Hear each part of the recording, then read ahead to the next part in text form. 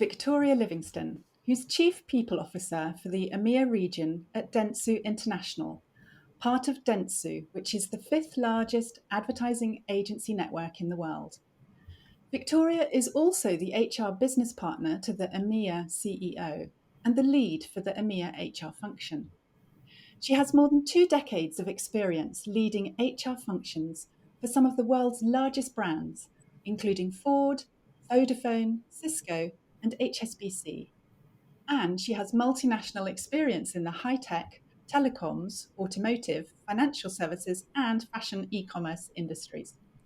She specializes in leading major business transformation programs to drive growth, operational efficiency, and culture change, drawing on her expertise in mergers and acquisitions, organization design and development, leadership effectiveness, and talent management.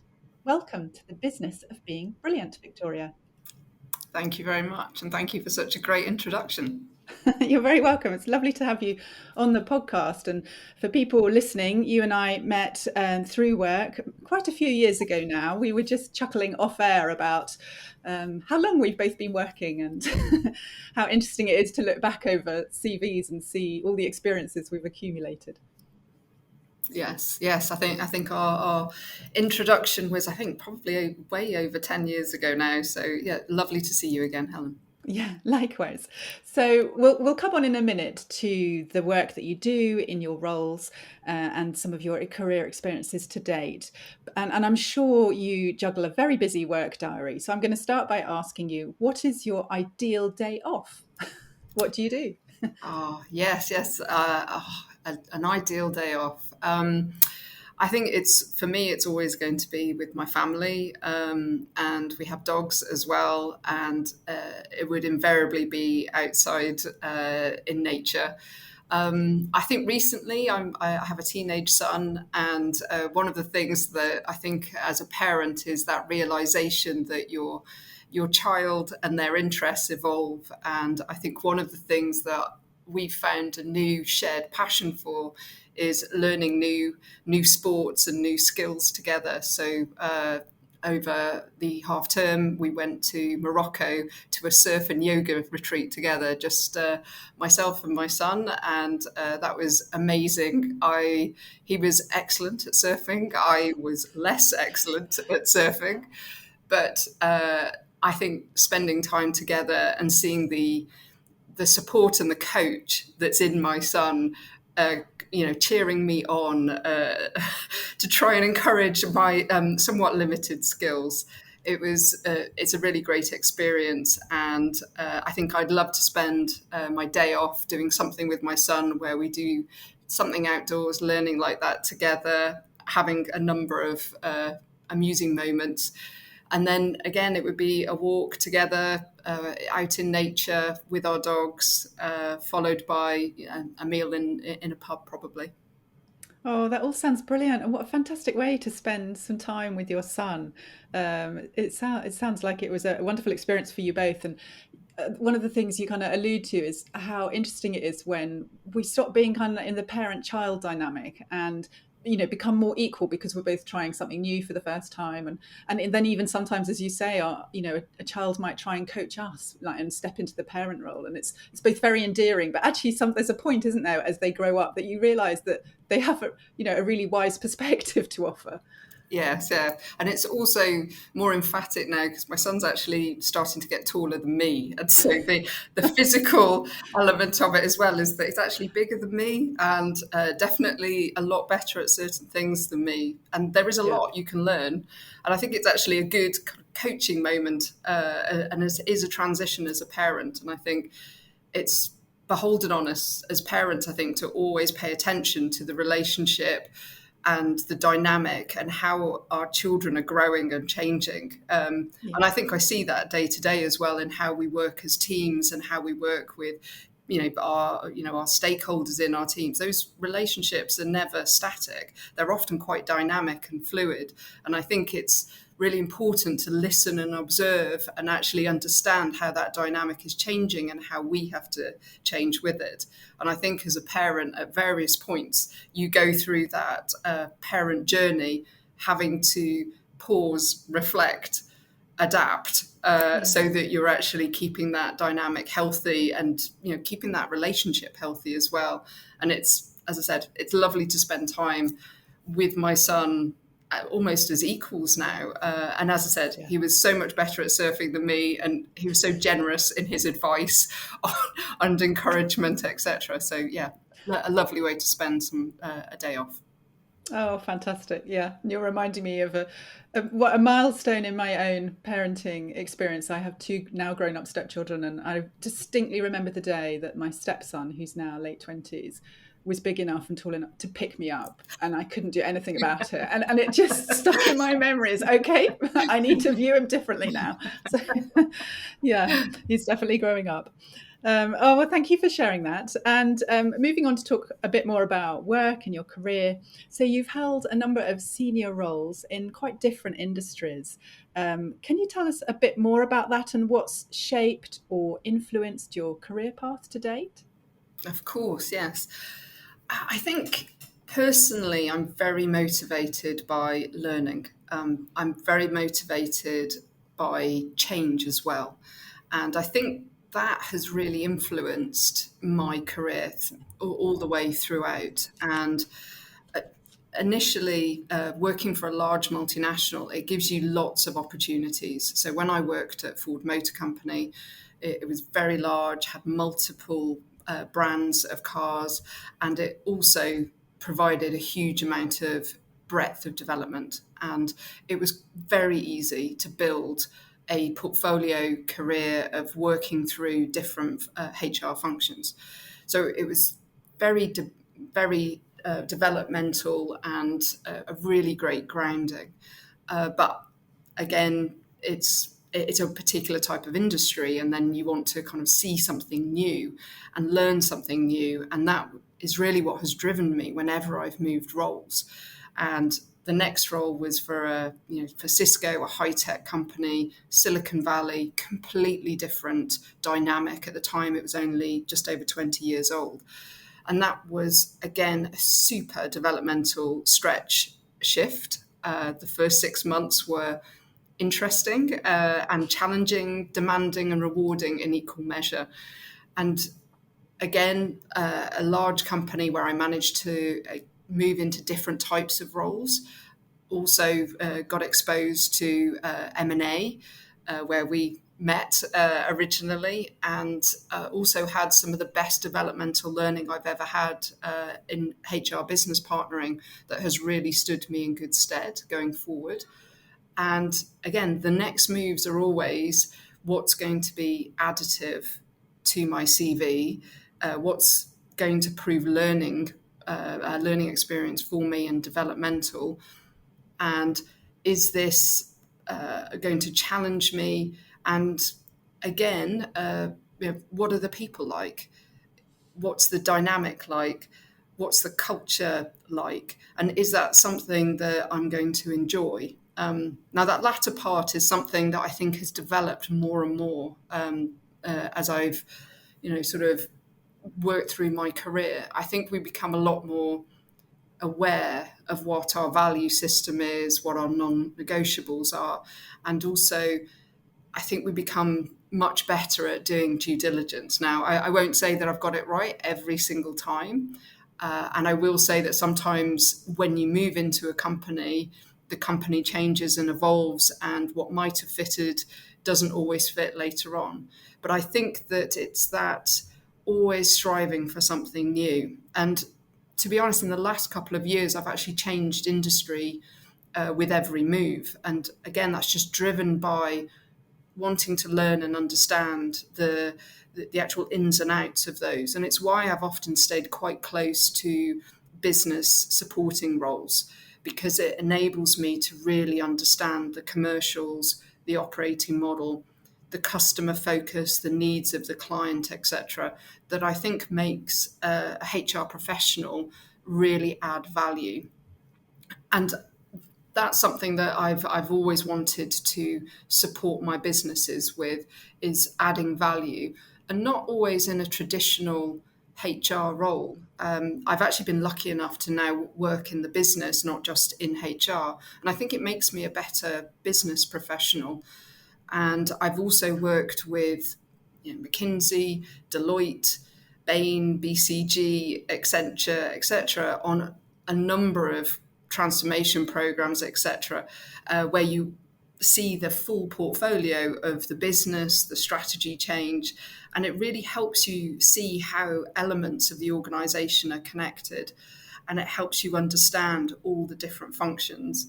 And I've also been very lucky now that I've worked with leadership teams and on leadership teams for pretty much every function that exists. And again, you get a really deep understanding if you sit in a monthly meeting learning about technology, finance, marketing, fashion, commercials. And so that really helps you then, whenever you work in any future organization, you have an innate understanding of particular disciplines. So I think that's who I am and what I'm driven for, is that learning, deep learning, development, adding value, leaving things better than where you left them, and then providing huge value to the business in a maybe different HR way than they've been used to. Yeah, that's really interesting to listen to. And it sounds like the common thread, as you say, as well as looking for change and growing your learning, has been learning about how businesses operate and how, how you can adjust them from all aspects: strategy, operating model, people management, etc. Did you ever feel worried that, by changing industries, that would be perceived negatively by any future employer? Because a lot of people might think you have to build up expertise within your industry to get into those senior roles, but it sounds like that just simply wasn't the case from your experience. I think HR is quite lucky in that it's quite a fungible skill set, and people are people, organisations are organisations. And I can say now, being in my seventh industry, that the commonalities are more similar than they are different when it comes to the people dynamic. And the other element is that technology is so ubiquitous and all consuming in every industry strategy that there are real relevancies.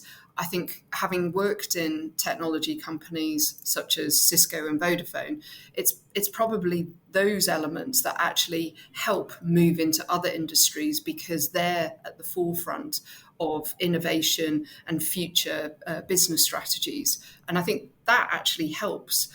But HR, by and large, I've always found employers really value the breadth of my career and the breadth of my experience, and again the breadth of supporting different functions.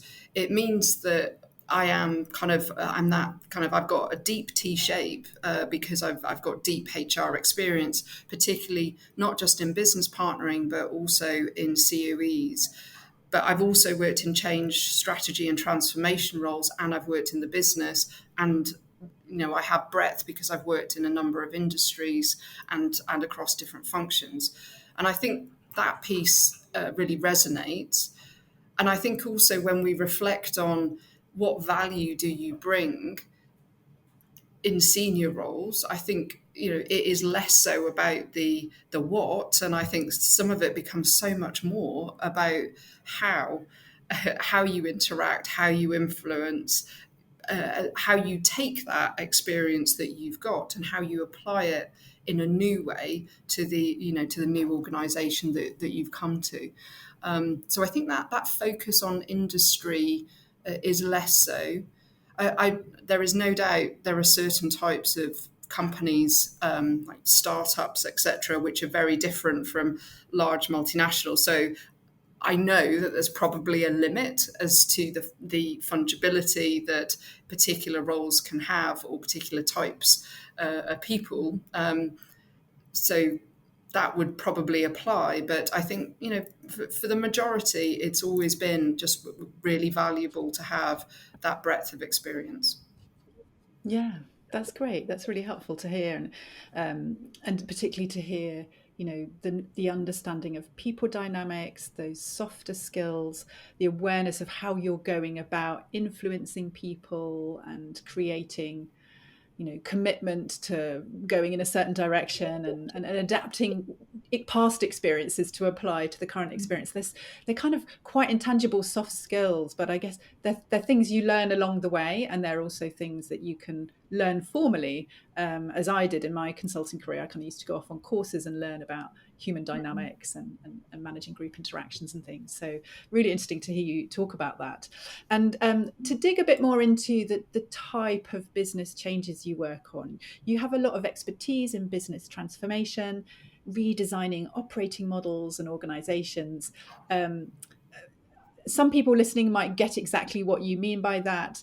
That might sound a bit newer for other people, but what is it that you enjoy most about this kind of work? And if you can describe it in really layman's terms for anyone that sounds a bit unfamiliar to, that would be fab. Yeah, so I think today you'll often hear people say that change is the only constant, and I think that companies are going through a huge amount of change, and HR has a real opportunity to work with the business on how you affect the most optimum change so that it actually delivers the strategy that they're aiming for. And when I have worked on business transformation in the past, it's been a mixture, to be honest, of working on mergers and acquisitions, where we're introducing a new company and needing to align that company so that it thrives, lands well, both from a product perspective, but a talent perspective, and from a strategy perspective. In other changes, it's around a shift in the strategy because of, maybe because of external effects, challenges coming in, disrupting the industry, a change in technology, a new product, and needing to work with the business on how do we go after that opportunity, how do we redesign our organization. And often it will start with what's the strategy that you're going after, the differentiating client offering. How does that translate into the products or the processes or the service that we're offering, which then ties into the organization design, whether that be people, structure, products, processes, governance, etc. But the glue that brings that all together is always the culture and the engagement and the alignment of people to the purpose, to the strategy, to the direction. So, organization transformation, when you look at it in its fullest sense, actually touches on lots of different elements with the ability as a HR person that specializes in organization design, development, transformation, and change. It's a chance to work on a super exciting project where you can really improve and you can work very collaboratively and co-create across multiple business functions how you're going to deliver this transformation and how you will better serve your clients and your customers and effectively create growth and win for your company. And it's those kind of transformations that I've worked on over the last couple of years, whether they be restructures, redesigns, new products, M&A. And I think for me, I have a strong passion for improving. I love change. I love change programs.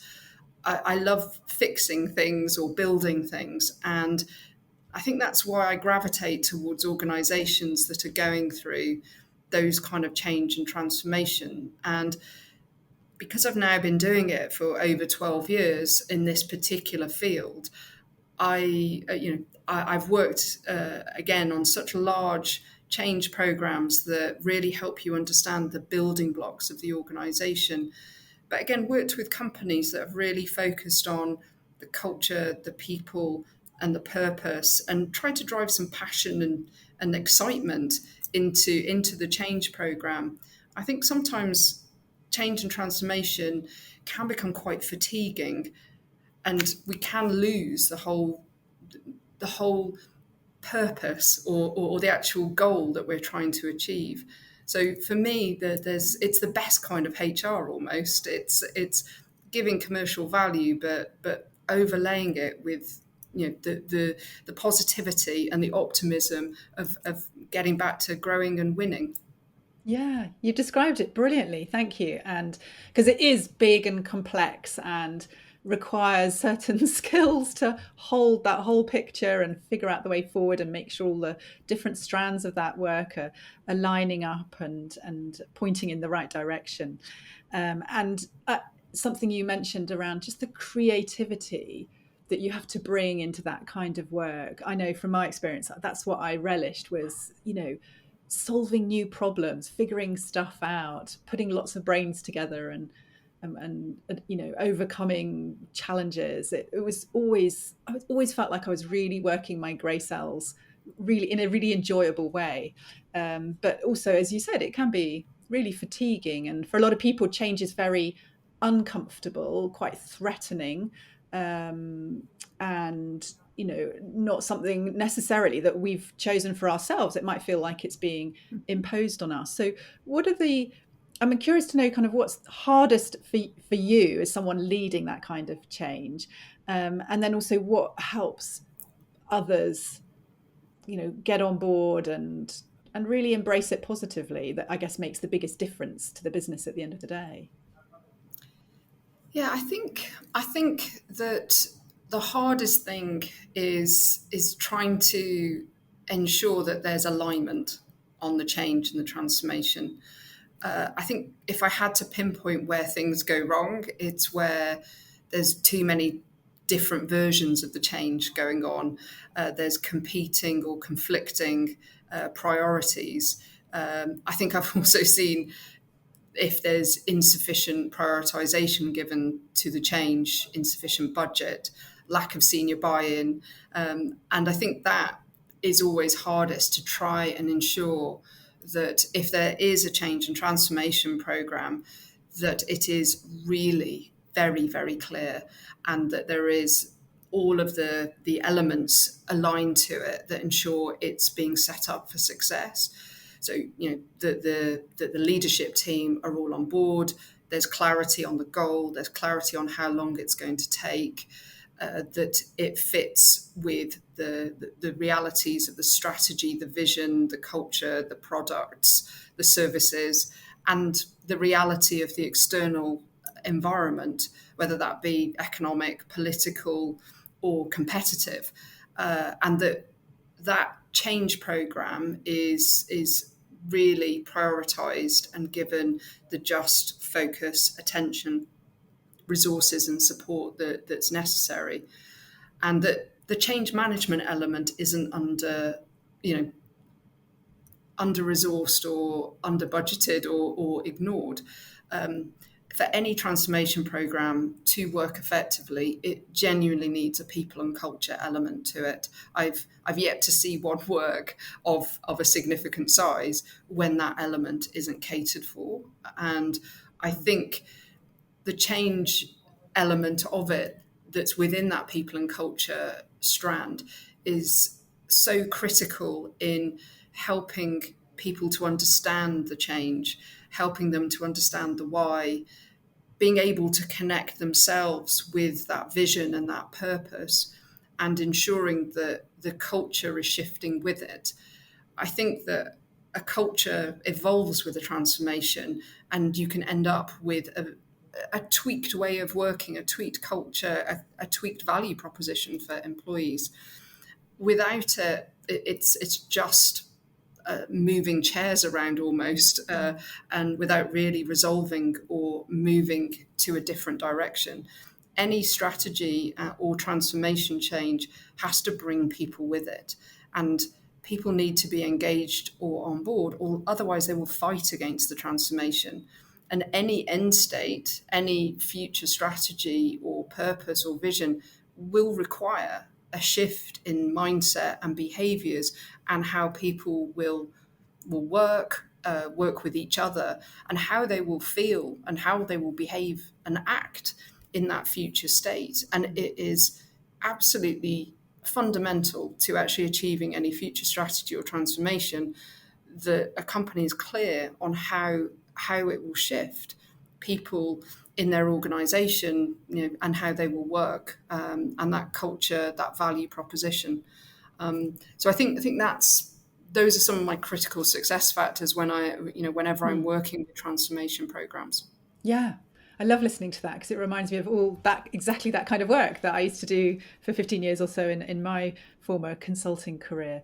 And we used to talk about it being change programs. Yes, they had to address the rational, but they absolutely had to address the emotional, and not just win minds, but to really win hearts as well. And then there's the how do you actually do that, which is I guess the technical skills you start to learn around people and change and shifting mindsets and behaviors, etc. So interesting to hear. And when you were talking earlier about the need for single agreement on what we're doing, when we're doing, making sure everything leads towards that direction, it reminds me of a very big global project I worked on internationally, where when we started working on it, there were two consulting firms partnering up with the client on it. I think there were over 40 different projects going on in the name of this future, this change they wanted to make happen. And I didn't understand how any of them fitted together. I don't think anyone, a consultant, did. And I think within the first month, that was the biggest kind of shift we had to make, was actually saying we're kind of all working on a little piece of a jigsaw, but nobody knows what the big picture looks like or how the pieces fit together. So we had to completely redesign it, starting from the picture we wanted to see at the end, and then dividing it up into the strands that were going to get us there. So you've reminded me of just, it's quite complicated, but it's absolutely critical to making that work yield the results you're looking for. Yeah, you're quite right. It is complicated, and in a strange way, it's actually the heavy lifting. Often it will get misunderstood that all of these big strategy shifts, organization shifts, purchasing new organizations and integrating them, that's the hard work. Whereas in actual fact, it's all of the culture, the engagement, the actual hearts and minds and the emotions, that's the heavy lifting, because it doesn't happen that easily. Yeah. It does require really strong thought and attention, care, and ensuring that it's completely embedded within every single one of the work streams and the processes, etc. So yeah, Yeah. it is the hard work, the complicated stuff. Yeah. And it's usually the reason why they fail, isn't it? Because they haven't paid enough attention to all of that. Oh, fascinating. Loving talking about this kind of work. And has there been a particular resource or bit of wisdom that has helped you in particular during your career that others can access, whether that's a book or a podcast, or just actually some words of advice from someone that's really been Um, helpful to you? I Let me reflect. I think one thing I will probably say is that your career is not set in stone. And it's very difficult to actually plan a perfect career. And I think particularly now for different generations coming, and I think that even having one career or one discipline is also really not there. Let alone a job for life. I think there's actually different careers. I actually love the idea of having a side hustle. I haven't got a side hustle, but I've got a few people that I'm friends with that have, and I admire that. I think that's very, very millennial or Gen Z, and I just think that the variety that must give you and the things that it must teach you as well, and just the diversification. So I really admire some of those evolutions and that are coming through the workplace and future careers. But I would say to people that you won't always make the right choices in your career. There'll be career missteps, but it's not the end, and it does not define you. You'll go into something in full faith, full motivation, etc. You might get it wrong. just learn from it. It's, no harm, no foul. It's a learning experience. I think that's one of the important things is learn from things and then promise yourself that you'll take it and use it going forward and that you won't make that same mistake again. And then take the next step and, don't have regrets. Life is too short. So take these steps, take the risk, go in with positive intent and full faith, and you'll be amazed at how often, you will get something out of things. And don't think that just because something doesn't quite work out that that's that's your career defined. It never is. There are so many different steps that you can take and different directions that you can take. And I think the thing for me is it's so important to, again, to be happy in your work.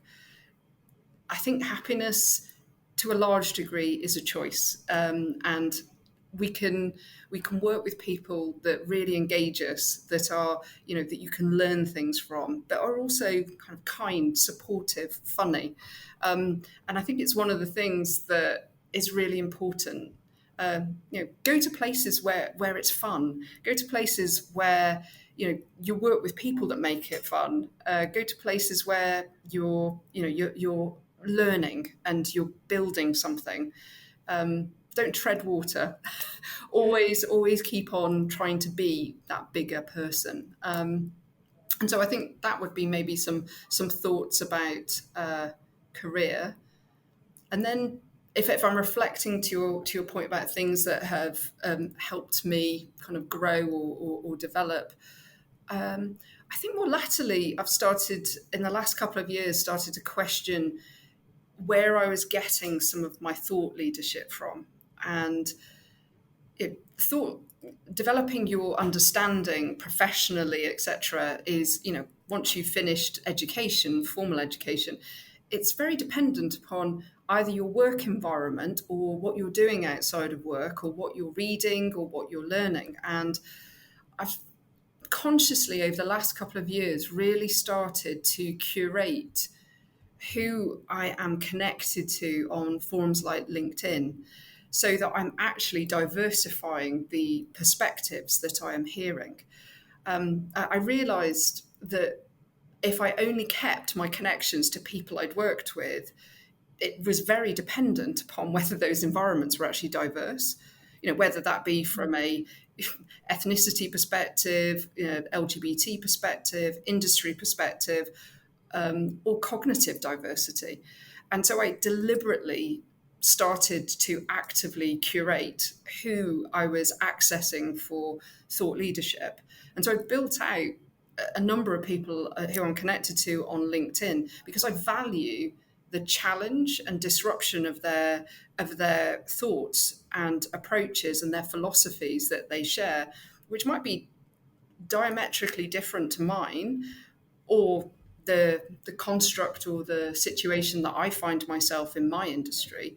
But I find that helps me understand the world in a more holistic way, helps me think outside the box, helps me see other people's lived experience and reflect on how I show up in that kind of environment. And so I've tried quite consciously to build out thought leaders on race, on leadership, on the world of work, on disability, neurodivergence, and in trying to ensure that there's disruptive voices in there that challenge me and make me think, my view on that needs to expand, or I need to go off and learn something else about that.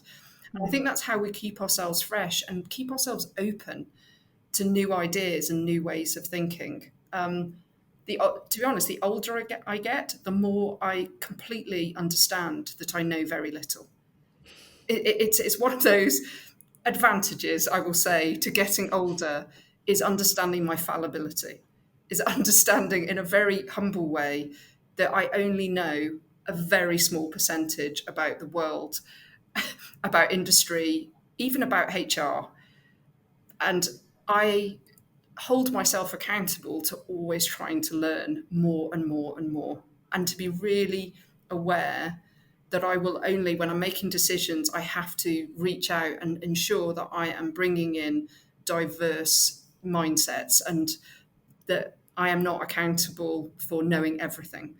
And I think that's another thing too, that I would think that it's only more latterly in sort of, that I've really started to be very deliberate and mindful about that, about being cautious about where I'm hearing information from, and where I'm challenging myself, so that I'm not insular, and that I think more liberally, more broadly. And I think that is probably quite an important thing for us, particularly in HR, given that we have a huge influence on organisation, culture, people, etc. Yeah, thank you. What a rich answer and such helpful career advice for others. And wonderful to hear how your own thinking and mindset has evolved as we tick off the years of our career and get all different experiences under our belts. Thank you. And for people that have enjoyed listening to you talk about the work you do, how can they connect with you after the podcast? It will definitely be through LinkedIn. So just look me up on LinkedIn, and obviously, if you mention this podcast, etc., then much more likely to Yeah, connect, yeah. so I can filter. Yes, I'm sure you get lots of invitations. So if you're listening and you Yeah. want to connect, mention the podcast, and Victoria will know where your name has popped up from.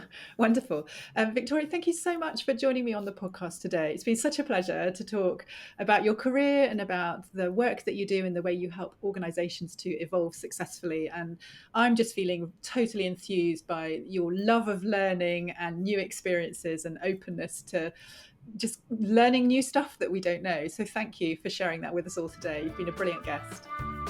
Oh, you're welcome, Helen. Thanks for inviting me.